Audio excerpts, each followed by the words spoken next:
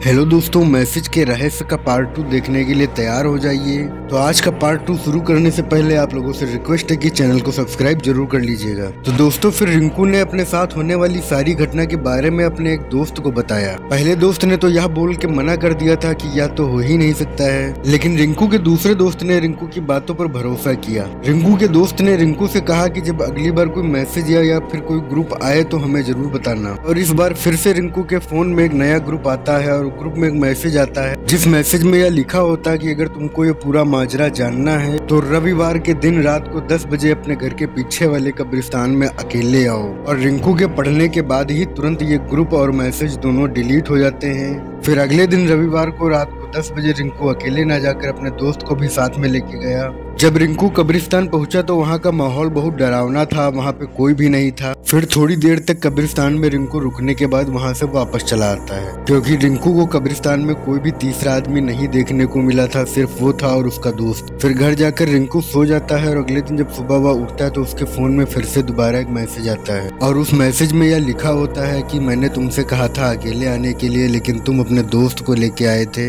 अब तुम नहीं बच पाओगे। यह सब धमकी भरे मैसेज को देखकर रिंकू बहुत ज्यादा घबरा गया था और फिर रिंकू ने फैसला किया कि वह इन सब बातों को जाकर पुलिस स्टेशन में बताएगा। लेकिन वहां पर भी बताने से उसकी बातों पर कोई भरोसा नहीं कर रहा था। उल्टा पुलिस स्टेशन में जितने भी लोग थे वे सब रिंकू की बातों को सुनकर हंस रहे थे।